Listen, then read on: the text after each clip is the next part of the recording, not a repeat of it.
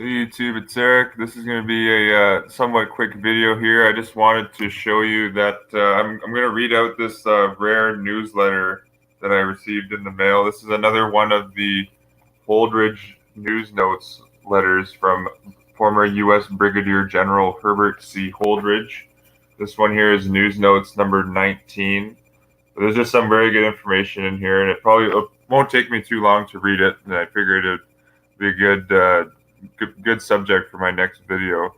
And just for clarification, I linked the link in the description, but I've already uploaded this Herbert Holdridge news notes to my archive.org page. This is news notes number 15. This one's called Conspiracy Against the Constitution. This one is online here. And I've also got these letters here I got from a website, Valerium Books. I think it's based in San Francisco. But I got this letter also that Brigadier General Herbert Holdridge wrote to Newbold Noyes, who is the editor of the Washington Star newspaper, calling out Noyes and the entire state of journalism. And Holdridge, take it out of the laminate here. There's also a letter here that I've uploaded both of these to archive.org. This letter is called Indictment for Treason. And Holdridge wrote this to Senator Richard B. Russell, Chairman of the Senate Armed Service Committee, and Congressman Carl Vinson, Chairman of the House Armed Service Committee. So Holdridge was a very, very interesting figure. He's one of the only, Brigadier General Thomas Harris was a general in the U.S. Army, and he wrote a book called Rome's Responsibility for the Assassination of Abraham Lincoln. That was back in the 1860s. But in terms of 20th century U.S. Generals and former generals, Holdridge is the only general I've seen that criticized the Vatican. You can even see this here. I have an article up from the Washington Daily News here. Here's a photo of Holdridge. Looks like 1965. The general grows impatient. He sits in his apartment at the Cardinal House in Arlington, 2 miles from the White House, and pursues his vision, quote, of an early collapse of our society, of competitions, exploitations, and violences. And Holdridge writes about the birth of a new golden age. The vision is shadowed by a conspiracy, quote, the crazed LBJ and his Vatican mafia of the White House, Pentagon, State Department, and CIA, backed by a crazed press, with the shadowy figure of Pope Paul fitting above in the background. Quote. So this general was viewed as a threat. You see here, there's an article from the Washington Post. What year is this from? I think this was from. I think six again. It looks like 65 again. This Washington Post article that I found here, it shows that the FBI actually wanted to put Herbert C. Holdridge in a mental hospital. The FBI and the Secret Service. And then Holdridge is quoted in this Washington Post article saying, I've tried to tell the truth about the groups that are undermining our Constitution. There is a political arm of the Vatican. It's known that there is such a political group, and I think they control the press. Well, they factually do control the press. And actually, here's another interesting letter I got from Holdridge in the mail not too long ago. I've also uploaded this 4-page letter onto archive.org. This one's titled, it's a letter to the President of the United States, the Congress of the United States, and the Supreme Court of the United States. Subtitle is Classification of the Hierarchy of the Vatican and its Agents in the United States as Subversives. I recommend you check that out. All of these are available. I believe I put the link in the description.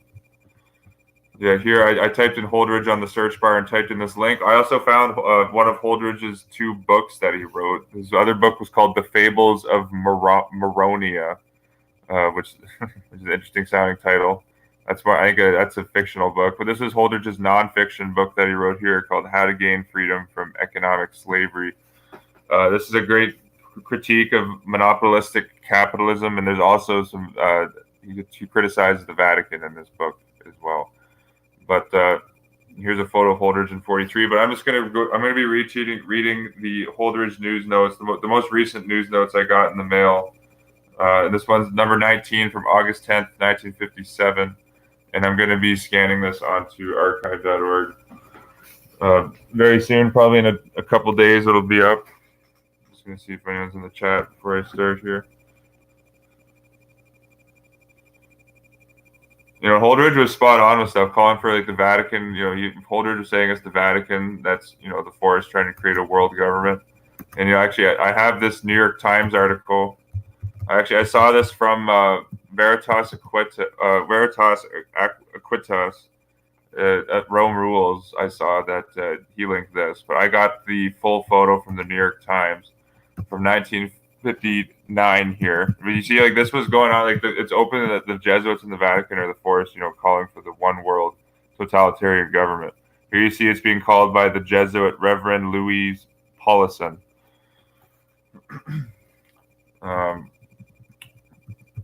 Okay, going back here to Holdridge. So I'm gonna. This is only 4 pages. It probably won't take me too long. Hey, how's it going, guys? Hey, Barb. Hey, Jeremy. Nice to see you. Yeah, Jeremy. I appreciate all the emails you sent, Jeremy. And if anyone wants to send me emails, just my address is in my description page on my YouTube channel, ericbowman96@gmail.com. Just send a subject title if you're gonna send me an email. I'll check it out. Okay, but starting here, so this newsletter is called "The Age of Barbarism." Okay, so this is written from former U.S. Brigadier General Herbert C. Holdridge. So it says here, number 1, historical perspective. These summaries become repetitious and perhaps boresome, but we must maintain our historical perspective. Well, to me, this type of truth never gets boring. But continuing here, historians generally consider that the Dark Ages, the age of barbarism, of medievalism, commenced with the fall of the Roman Empire in 476 AD and ended with the French Revolution when the feudal age blew itself up. The conclusion is premature. If we assure that one of the characteristics of an enlightened civilization, the quote golden age of Greece, for example, is the intellectual emancipation of the individual and his right to act freely in accordance with his enlightened views, then we are in fact moving still deeper into a darker age. With total annihilation through the H-bomb at the end of the road because our people dare neither to think nor act. I think that's well said. So I'm just going to repeat that last sentence. We are moving still deeper into a darker age with total annihilation through the H-bomb at the end of the road because our people dare neither think nor act. This is Herbert C. Holdridge talking here. In the process, our Declaration of Independence and the preamble and Bill of Rights of our Constitution, which promised emancipation of our people, became historically a minor, brief, futile episode and a defeat in the evolutionary process of the race. Then he goes, Section 2, the haves versus the have-nots. Much of the hatred and violence in the world, international, national, and individual, has arisen out of conflicts between the quote haves and the quote have-nots, under economic conditions of scarcities of never enough. These economic concepts have been obsolete under the impact of the great revolution of abundances created by technology and automation. If we grasp the opportunity, this abundance can be transformed into abundances for all the peoples of the world so that no one need ever go hungry again. You just think about like almost half of the food that's produced in the United States is thrown out. That's monopolistic capitalism. Continuing here, though, the barbarisms of man's inhumanity to man might be reasonable in the world of scarcities under the urge to survive. In a world of abundances, they become an obscenity. For the religious, a blasphemy against Almighty God. History records no act of stupid barbarism to equal our practice of dumping abundances into the ocean while people starve. Ours has become the barbaric age of the quote fast buck. And then you go to Section 3 here, we have barbaric overlords. The modern equivalent of the barbaric overlords of the Dark Ages are present in force. To replace Louis XIV, the very Catholic sovereign of France who had his Jesuit confessor, Father Pierre Lachasse, I added that last part there, but continuing with Holdridge. To replace Louis XIV in the Bourbons, we have the 40 thieves of Wall Street promoting their systems of worldwide economic feudalism, their base of operations in the United States, and their branch offices in London, Paris, Brussels, Rome, Madrid, and Bonn. These are the modern, quote, men without a country, for they yield patriotic loyalties to no political state. At the time of the French Revolution, backing the Bourbons were the barbarians of the papacy, whose inquisities were so shocking that even the lowly Roman Catholic priests rejected them to support the exploited peasantry. These same unrepentant forces of Vaticanism, of Jesuitism, now back the barbaric 40 Thieves and their cohorts in even greater violences against the people, against human liberties, and against civilization itself. Once more, the lowly priests and Roman Catholic citizens are torn between the causes of righteousness and the loyalty to their barbaric leaders of the Vatican who hate the people. Continuing here, these partners in crime, the 40 Thieves and the papacy, who make common cause against the people and who are now faced with the imminent collapse of their feudalistic world, can now say with Louis XIV of France, quote, "After me, the deluge," end quote. And here is section 4 here, barbaric government. Holdridge continues, and this is at the end of page 1 here of the newsletter. Our government, as discussed in earlier news notes, has become one of the perjured outlaws, each sworn to defend the Constitution, but each advocating his authority to the dictatorship of the 40 Thieves and the Jesuits, end quote.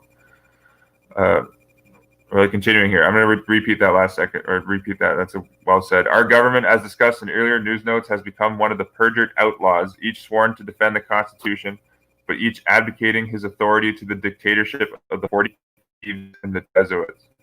The process of destroying the fruits of the American Revolution commenced from the early colonial period. More recently, Woodrow Wilson and the Congress in 1913 advocated the power of the government over the financial system of the country into the hands of the 40 Thieves operating through the illegally created Federal Reserve banks, which constitute a gigantic counterfeiting ring which prints counterfeit money upon which the people are required to pay usurious rates of interest, and which has carried the country into bankruptcy.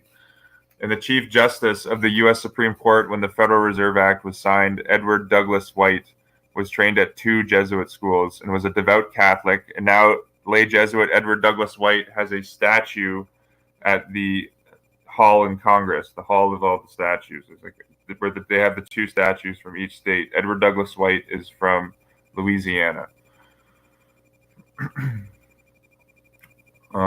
Holdridge continues, in California, the Bank of America, when he writes formally, the Bank of Italy, reportedly acts as a financial dummy for the Vatican. And that's absolutely true. The Bank of America was founded by a Knight of Malta, A.P. Giannini. I think that's this is on my Jesuit World Order page here. Type in billions.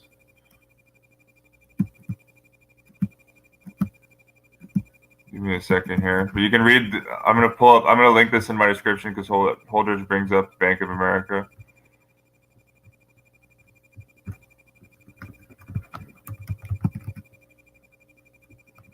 I have the article from Der Spiegel. Here it is. Here. This is just. This was one of the first posts I did on the page. It's way down in my Jesuit World Order blog. I quoted this text in the Dollar and the Vatican preface I wrote, but this is what the German magazine Der Spiegel said. They say, I'll continue back to Holdridge, but Der Spiegel says the influence of the Society of Jesus, the Jesuit order, in the American financial world first became apparent 50 years ago when the Italian financier A.P. Giannini founded the Bank of California, which today is one of the largest banks in the world under the new name, the Bank of America. Giannini was an extremely skillful financier who owed his starting capital to the Jesuits and figured as their trust or straw man. Today, Bank of America is 51% owned by the order. Okay, and this Spiegel article came out in 1958, just a year after this news notes here from Holdridge, so right in around the same time. As Holdridge says here, and I'm going to repeat what he said about the Bank of America. In California, the Bank of America, formerly the Bank of Italy, reportedly acts as a financial dummy for the Vatican. And then Holdridge continues, Herbert Hoover Sr. as a high, and then I'm just going to add here, I learned this from Peter J. Doiswick, but Herbert Hoover actually married his wife in front of a Catholic priest while he was as a supposed Protestant. And I put in the preface for the Dollar in the Vatican that Herbert Hoover accepted a medal from the Catholic Boys Brigade in 1928. And then, 1928 or 1930, one of those 2 years. And then Herbert Hoover also wrote was essentially writing love letters to the Supreme Knight of the Knights of Columbus, Martin Comedy, in 1932. So Hoover, it was a great illusion to have at the time, because the devout open Catholic Alfred E. Smith, the papal chamberlain, lost the election to Herbert Hoover, the quote Protestant Herbert Hoover. So there's this huge illusion that the Catholic Church has no power in Protestant America, because Hoover won the election. But Herbert Hoover did marry his wife in front of a Catholic priest, and you can see a photo of Herbert Hoover meeting Pope Pius XII in 1947 at the Vatican. I recommend you check that out. But Holdridge says here, Hubert Hoover Sr., high priest of this pagan economic cult of usury, larceny of the 40 thieves, betrayed the people with empty promises of chickens in every pot and cars in every garage, even as the tornado, going to the next page here, even as the tornado of violent depression began to sweep away the securities and even the very lives of countless millions.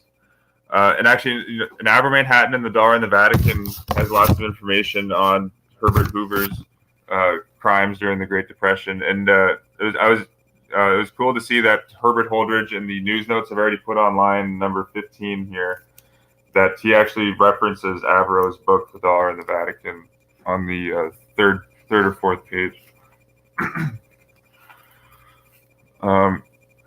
KBC here. His son, Herbert Jr., acolyte of his illustrious father, according to Drew Pearson, advanced the fortunes of Standard Oil in Saudi Arabia within the very portals of the State Department. Would you look at that? Or he says in Arabia. I thought the page was cut off here. Yeah, so according to Drew Pearson, Herbert Hoover Jr. advanced the fortunes of Standard Oil in Arabia within the very portals of the State Department. And then Holdridge names Franklin D. Roosevelt. Franklin D. Roosevelt, acting as receiver in bankruptcy for the 40 thieves after 1933, restored them to power at the cost of some $60 billion sweated out of our taxpayers. And when that proved ineffective, conspired to involve the United States in World War II to enrich them beyond the dreams of a Midas at the cost of the blood of millions. King Midas was the king who famously, when he touched anything he touched, would turn to gold. Then Harry S. Truman, apprentice puppet of a criminal political machine in Missouri, and established in professional status as puppet of the larger crime ring of the 40 thieves and Jesuits, committed in the bombings of Hiroshima and Nagasaki the most vicious single act of barbarism, of mass murder in the history of the world. Launched the murderous Korean War for the same gangsters, and today, like, quote, little Jack Horner of the nursery rhyme, stirts before the world, boasting of his exploits, and exclaims, quote, "What a brave boy I am," end quote. As with Wilson, Hoover, and Roosevelt, Harry S. Truman collaborated and subverted Congress and countersigned the blank check. And then he names Dwight D. Eisenhower.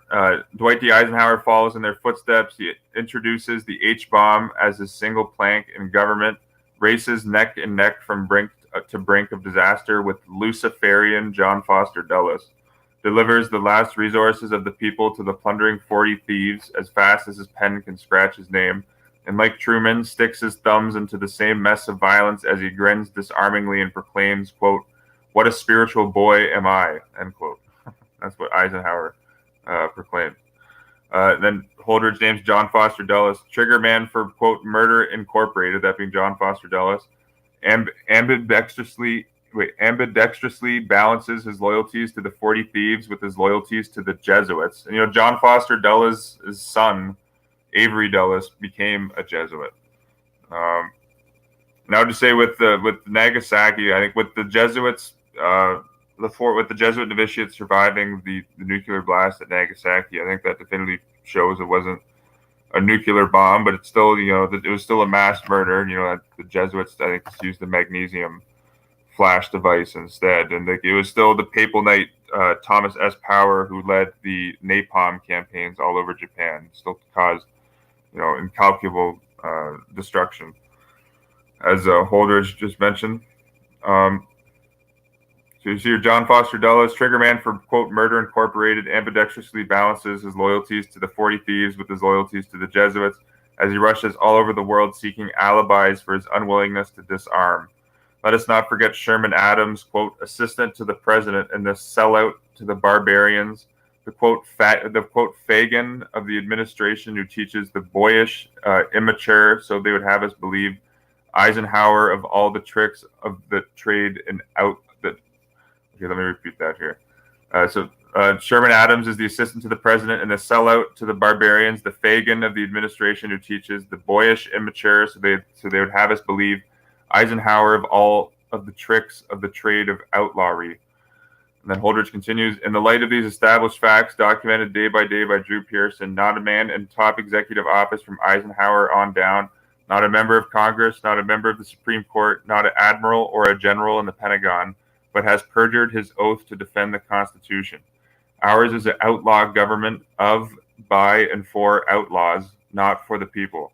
This major difference between the outlawry of a Genghis Khan and the outlaws who pillage our country is that Genghis Khan and his hordes galloped on horses and risked their lives openly in their depredations, whereas the latter ride in solid gold Cadillacs and work in secret like moles burrowing underground, just as moles burrowing underground have killed the beautiful roses in my garden by destroying their roots.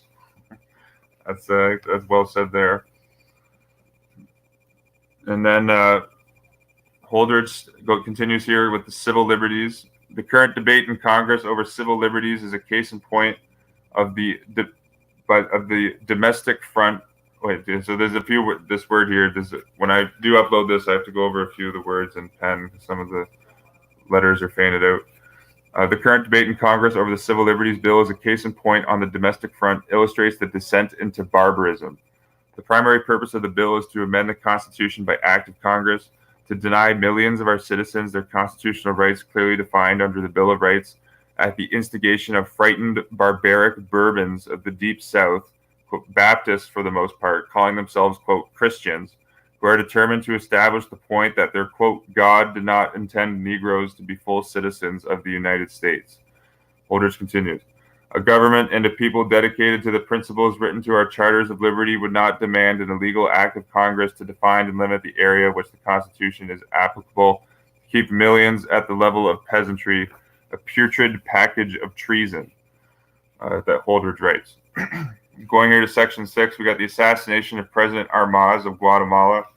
Holdridge writes, the assassination of President Armas of Guatemala illustrates a putrid package of treason on the international front. The prior government of the country was established legally by the democratic vote of the people. Its attempts to serve its own people were displeasing to the United Fruit Company and thus to the 40 thieves, and particularly displeasing to the Jesuits. So a conspiracy was hatched in our State Department under the guidance of the Luciferian Dulles and manipulated by our ambassador Purifoy and the papal legate.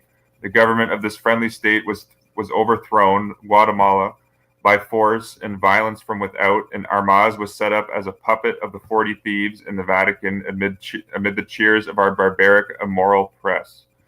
Now Armas and Purifoy are dead, the first at the hands of an assassin, the other as a result of a motor accident planned, in Indochina. That's interesting there. They lived by the sword and perished by the sword. But what of the prime movers? And then Holdridge lists the prime movers: the papal legate, the Pope, the commanding general of the Jesuits, the Dulles and Eisenhower, and the president of United Fruit, and all of the 40 thieves, and the generals and the Pentagon, all of whom had a hand in the violences. Their time too will come under the invariable law of compensations of karma. And then that's the end of page 2 here. Then we go to page 3, and then Holdridge. This next bullet point here is titled "The Great West Point U.S. Mail Robbery." Actually, I'm going to go back to a photo of Holdridge here. Okay, so the incident of robbing of so Holdridge says here, the incident of robbing of my mail at West Point during the recent graduation exercises fits into this picture of barbarism. The case, so I am informed, is still under investigation, but what are the honored classmates who know of the crime and still remain mute? What of the committees of Congress, Armed Forces, and Postal, which have been informed of the crime and remain inert? What of the Pentagon, of the Attorney General, of the White House? of the Attorney General, what of the White House? One would presume that if a robbery of the U.S. mails occurred, that they would show mild interest and even concern. We learned again, if you want to commit a crime, don't steal a loaf of bread. Be elected or appointed to high government office where you are covered with the cloak of, quote, top secrecy, and with immunity commute a big crime. 2, 3, 4, or even 5 stars on your uniform would extend the immunity. As you will remember, these military men who laugh at robbing the U.S. mail were the same ones in principle or as individuals who forced the discharge of practically all members of the West Point football team a few years ago for the relatively minor offense of cribbing on examinations. Quote, cribbing on examinations. Quote, old grads reiterate from generation to generation that, quote, West Point has gone to hell. It is not West Point that has gone to hell. It is the old grads. Continuing here from Holdridge. Small wonder then, as I watched the fine young men of West Point passing in review at the evening parade, marching with the perfection of automatons, the macabre thought flashed through my mind that under each, quote, far bucket hat with its pompon, I saw a grim flesh death's head row upon a. Okay, I'm going to repeat that last line here. It's okay. So Holdridge says, small wonder then, as I watched the fine young men of West Point passing in review at the evening parade, marching with the perfection of automatons, the macabre thought flashed through my mind that under each far bucket hat with its pompon, I saw a grim, fleshless death's head, row upon row of them. A shudder passed over me. Then Holdridge writes here, Hopi Indians is the next headline. These two play a role in the great drama of barbarism. In the clean, bright desert air of Arizona, you will find a true civilization, a spiritual island in the midst of surrounding environment of corruption and barbarism. Through a strange manifestation of destiny, somebody in Washington has, quote, goofed since our government was founded, with the result that the Hopis now emerge as free and independent as they were when Columbus discovered America. Today, they make a heroic stand, hoping in vain for the righteous action by our government, which has rejected righteousness, prepared to submit the issue of their sovereignty to the United Nations, and relying, as in the past, upon the Great Spirit which has brought them without wavering down the long trail. Barbaric, quote, Christianity might learn a lesson in spirituality from this civilized people. I enclose a letter of July 24th, 1957 to Eisenhower on this issue. Then Holdridge goes here to section 10 is anti-Semitism, section 9 here. Correspondents frequently remonstrate to me that I waste my time fighting the Jesuits and the papacy when I should be turning my attention to the Jews, who, as they say, are the real danger to the United States. The literature which they enclose, well printed in great supply from the great, quote, protocols of the learned elders of Zion, proven forgeries, Holdridge then puts in brackets after that, to the sheets issued by Gerald L. K. Smith, attest to unlimited financial resources. I carry no torch for Jews as Jews. I carry a torch for liberty and justice under our Constitution for all of our people, regardless of race, creed, and color. This test I apply to anti-Semitism. I go on record stating that in all my life and within my considerable experience, I have never discovered any documented or any other reason to show that Jewish citizens of the United States cannot or by not be loyal to our Constitution. I find no force within their ranks at home or abroad comparable to the forces of the papacy and the 40 Thieves attempting to interfere by subversion with our internal and international affairs. I find no justification in reason for the emotional, irrational, and double-distilled venom being injected into the minds and bloodstream of our people to cause them to hate the Jews. Wow, this is the Holdridge is spot on with this here, saying all this all the way back in 1957. I consider this a campaign of hatred to be of such wickedness as the world has never known and the product of diseased minds. As one concerned about national unity of all of our people, I necessarily search for causes. This is no limited campaign of hatred instigated by a Gerald L. K. Smith or a Ku Klux Klan or a Ku Klux Klan on their own initiative. This goes far deeper. If we read our history clearly, we see the plot exposed in Hitler's Germany, where Hitler was placed in power by the 40 Thieves with the fine Italian hand of Pope Pius XII and the Jesuits operating behind the, quote, purple curtain, with terror and death for the Jews set up as scapegoats, the end result. That's exactly spot on, and that's a Nazi himself, Walter Schellenberg, writes in his memoirs that Hitler strictly modeled the Nazi Party off the Jesuits, and that Heinrich Himmler modeled the Nazi SS off the Jesuits. Um, to relate this divisive campaign of hatred of Jews to the Vatican is therefore logical and consistent with their teachings of, quote, divide and rule, preliminary to the establishment of a world theocracy under the Pope, and then Holdridge writes bracket Jesuits, which can be accomplished only if all other religions or political heresies, whether Protestant, Jewish, Mohammedan, Greek Orthodox, Communist, United Nations, or other, are destroyed. I would agree with all the above except the United Nations there. The Vatican created the United Nations. But continuing here, I warn our people against participation in this campaign of hatred. The same terrorism and death can happen here. It has already happened to many. You may be next, Holdridge says. Then we go to the last page here, page 4. Then Holdridge writes, the next heading is Hooverism. The power key to the current dark ages is epitomized by the word Hooverism. The barbarisms of the Middle Ages were accomplished within the established legal order, quote, the king can do no wrong, end quote. And then, quote, the divine right of kings, and then Holdridge quotes, with benefit of clergy, and then he puts in brackets the Vatican after. That legal basis was destroyed by the reign of terror of the French Revolution. The present Dark Ages, on the contrary, has been imposed upon the people in violation of the law and order established by our Constitution, accomplished through violence and threat of violence, physical and psychological, which have turned the United States into a fear-saturated nation of moral cowards, as happened in Hitler's Germany. I'm going to repeat that last sentence there. The present Dark Ages, on the contrary, has been imposed upon the people in violation of the law and order established by our Constitution, accomplished through violence and threat of violence, physical and psychological, which have turned the United States into a fear-saturated nation of moral cowards, as happened in Hitler's Germany.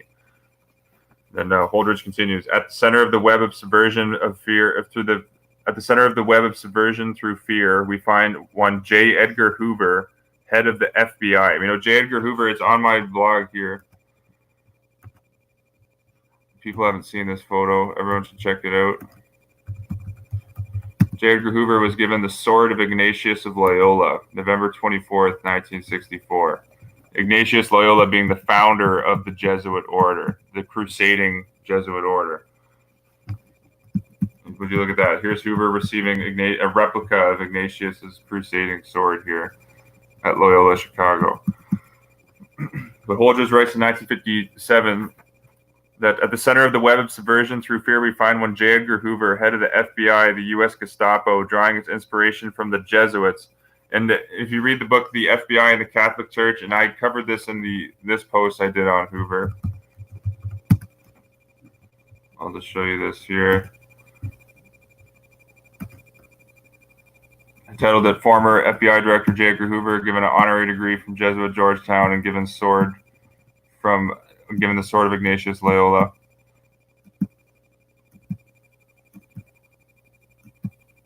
Let me see. There was also an FBI chaplain, a Jesuit. And this comes from the article here from the National Catholic Welfare Conference, 1950. FBI men throughout the country honor priest on his jubilee. The Jesuit priest the Reverend Robert S. Lloyd, S.J., was the main quote chaplain for the FBI. I know George Wicker Elderkin in his book The Roman Catholic Problem, written in 1954, also exposes this Jesuit here, Robert S. Lloyd. You see the FBI actually gave this Jesuit a chalice. You see right here, the Mr. Hoover conveyed the well wishes on Father Lloyd's jubilee and presented him with a chalice and patent. The chalice is engraved, quote, 1925 to 1950, Reverend Robert S. Lloyd, S.J., in grateful remembrance of 25 years a priest, your FBI friends. You look at that. You got a chalice from J. Edgar Hoover. And this article shows that FBI agents all the way back from 1950 were taking annual retreat houses to the Jesuit retreat houses. This Jesuit here, Robert Lloyd, spoke at like 50 consecutive FBI conferences. You see, I have this book is on myarchive.org and Johnny Cerrucci's archive.org page. FBI and the Catholic Church. The Jesuit priest Edmund Walsh, S.J., also would speak at the FBI National Police Academy. Okay, I'm just going to pull the photo back up here of Hoover and then just finish off with what Holdridge spoke of him, and then I'll wrap up this video.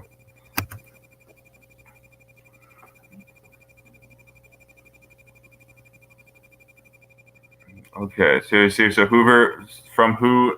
So I'm just going to repeat the whole line again here. So at the center of the web of subversion through fear, we find one J. Edgar Hoover, head of the FBI, the U.S. Gestapo, drawing his inspiration from the Jesuits, who are open enemies of the freedoms written to our charters of liberty, from whom he, Hoover, has accepted many honors, and who quote him as a high priest of their, quote, religion of subversion, promoting their philosophies of psychological violence, infiltrating their secret agents into the FBI, establishing a, quote, blacklist of respected organizations, which the Jesuits, not the Constitution, classify as, quote, subversive, placing on such, quote, purge lists the names of patriotic citizens dedicated to the freedoms established in our charters of liberty, hounding such individuals out of government and civil employment, thus destroying the economic basis for themselves and their families, assassinating their reputations in cynical disregard for, quote, due process required by the Constitution, participating in, quote, murder by administrative act, end quote, against such individuals,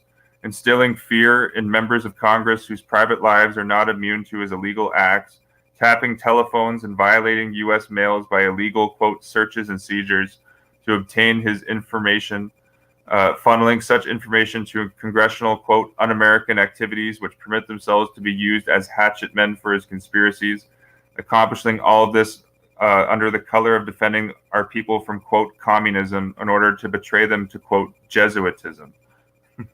Well, that's well said there. Continuing here, there could be by no, quote, McCarthyism without, quote, Hooverism.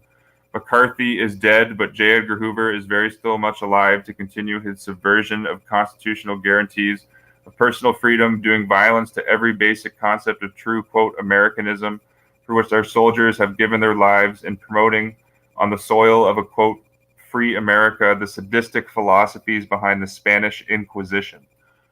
And Joseph McCarthy was educated by Jesuits at Marquette University, and I believe on my archive.org page, I've archived a good. This was written by a Jesuit, but they're still revealing information in here. If you type in McCarthy on the search bar, yeah, this I put this up a while ago, but this was called The Jesuits and Joe McCarthy by Donald F. Crosby, S.J. I recommend you guys check out this article here. Because you see, like the order came from the Black Pope that all the Catholic media had to stay loyal to supporting McCarthy when because there was like a division between some of the liberal Catholic press. You see, yeah, so right here the order came from Father John Baptist Jansen's.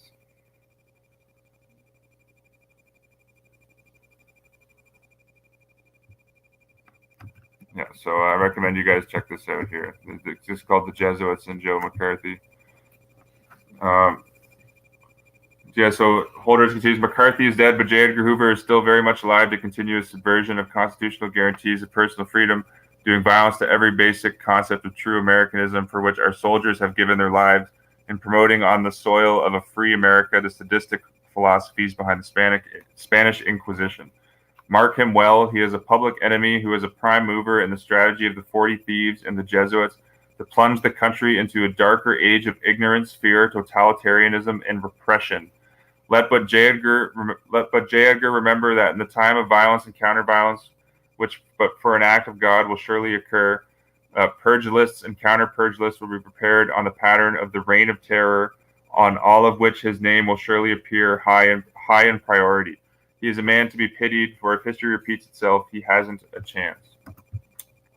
And actually, the New York Times, actually, I think I put this on my archive.org page too, but I mentioned this in the article.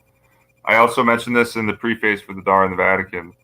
that I wrote. But Hoover, a new letter came out here that the New York Times covered this in 2007, that J. Edgar Hoover had plans to completely suspend habeas corpus in 1950 and throw Americans into military detention camps with no due process of law.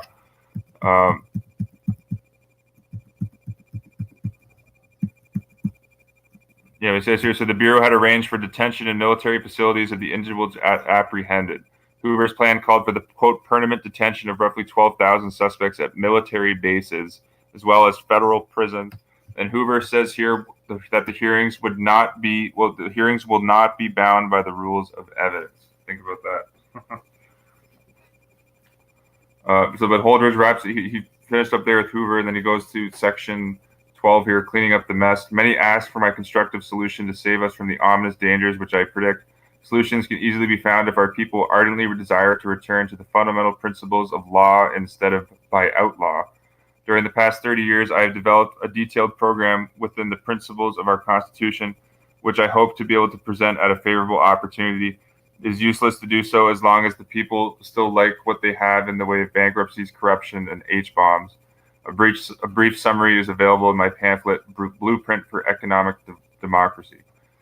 And the last section, appreciation. I thank my correspondents for their generous response to my request for financial assistance to enable me to carry on this work. Without their assistance, I would be immobilized. I contribute my personal efforts as a matter of duty under my oath to defend the Constitution. Each one can help in the distribution by requesting copies with contributions made. Continual financial assistance is necessary. And then Holdridge writes, yours for a golden age of emancipation, Herbert C. Holdridge, Brigadier General, U.S. Army. So I recommend you, I'm going to put that onto archive.org soon, but, this general is, worth studying. For sure, one of the most interesting, historical figures I've come across, the 20th century. Holdridge. I recommend you check out I found more. I have to upload about 2 more here, but so far I found Herbert Holdridge testifying to Congress on 2 separate occasions here in 1957. This actually has another separate, special news notes that he wrote specifically on the Federal Reserve in here. Here's Holdridge testifying on the Congress before the Committee on Ways and Means. This one is very good here. He talks about the Pope's plan to monopolize America in this one. And then in this one here, Holdridge is testifying to the Congress about the Vatican's plan to turn America into a fascist police state via the universal military basic training, which is really interesting considering former President Teddy Roosevelt, when he was speaking to the Knights of Columbus in 1907, was all about, we need universal military training. But I recommend you check out, I'm going to upload more of the Holdridge stuff I've got on my computer here to the archive. I recommend you check them out. I just wanted to read that newsletter with you there. I just got it in the mail, and it's I thought it was worth reading. Some good information in there.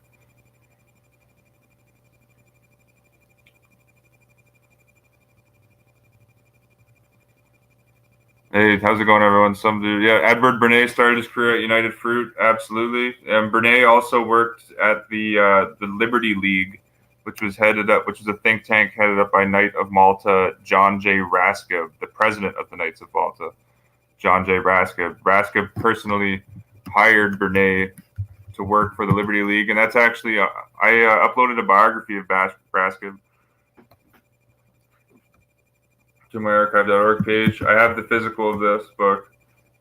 It's called Everybody Ought to Be Rich, Life and Times of John J. Raska, written by David Farber in 2013.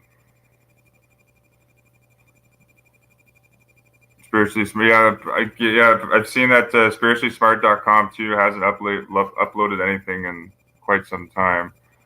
So recommend people get or download some of the articles off that page. I'll probably archive his Jim Jones page, considering that I don't think he's still uploading, just in case it does go down.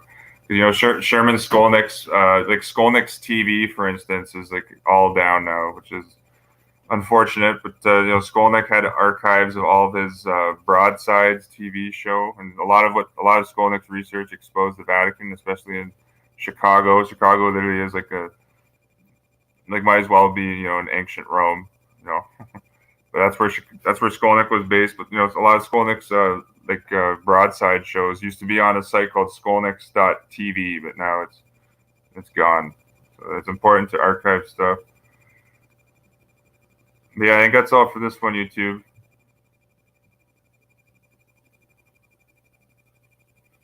Well, with Iran, with Soleimani, that's the name of the Iranian general. The Vatican is actually very close to Iran. I saw in this article that Iran actually has more diplomats stationed to the Vatican than almost any other country in the world. Here's an article here why Iran is really cozying up to the Vatican. They're playing this current conflict completely on both sides. They play all conflicts on both sides. You hear the president of Iran in 2016, Hassan Rouhani, went to the Vatican here. First time the Pope, he sat with the Iranian head of government back in 1999 too. See, the Holy See and Iran have had diplomatic relations all the way back since 1957 or 1954. Look at that. Look at this. Iran is an Islamic theocracy that nurtures nuclear ambitions and sponsors terrorism. The Holy See does neither. Really, the Holy See does. Wow, this is some great comedy here. Really, the Holy See doesn't sponsor. Okay, I'll just show you an historical work that just shatters this pathetic Catholic apologetic line. You should read here, Genocide in Satellite Croatia. Read this whole book and then tell me with a straight face if the Vatican doesn't nurture state-sponsored terrorism. What a joke. But you can see that Iran is a very despotic country, and that's why Iran and the Vatican are very close.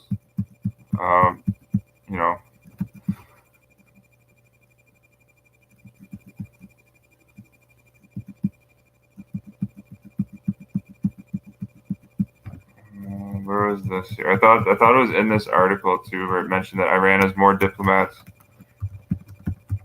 Yeah, right here. But did you know that Iran has more diplomats accredited to the Holy See than any other nation except the Dominican Republic? What?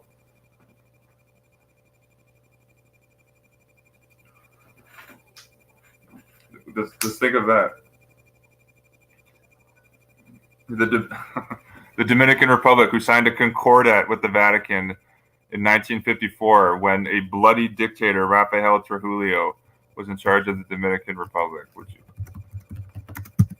I did an article on this here, reprinting the 1954 Concordat. You can read, there's a book on my archive.org too called The Last Caesar.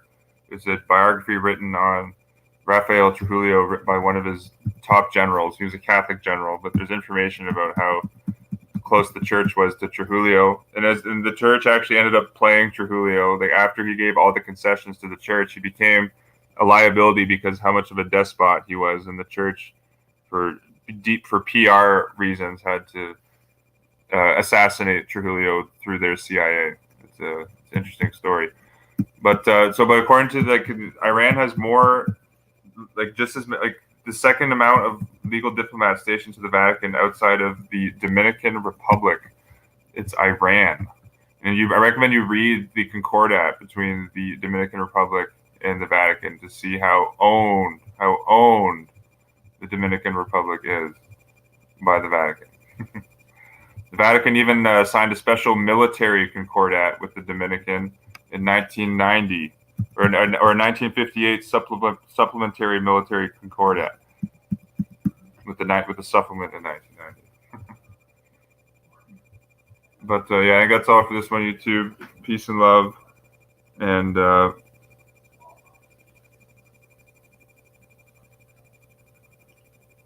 that'll be a good to see how the Vatican goes. Yeah, or the Al Smith dinner. Yeah, that will be interesting. That will be interesting. The thing with Trump, though, just most of the war hawks in his administration are also controlled, by the Jesuits. Like David Norquist was the Undersecretary of State or Undersecretary of War, one of those positions. David Norquist went to Jesuit Georgetown as the brother of Grover Norquist. The head of the United States Marine Corps, Joseph Dunford, went to Jesuit Georgetown. Donald Trump has had 3 consecutive national or executive secretaries of the National Security Council who went to Jesuit schools. The current one, Virginia O'Hare, went to Loyola, Maryland. But yeah, definitely though, like that's you're correct though. There's some dude. That's an angle that people aren't looking at this. Everyone's looking at people aren't looking at the Vatican alliance with Iran. And also, I'd say because Iran is also geopolitically very aligned with Russia. Putin has had 3 meetings with Pope Francis. 3, just with Pope Francis. So yeah, a lot of people aren't looking at like how the Pope is, playing both sides. And I think the Vatican's getting ready for a reality where they're going to move most of their energy behind China.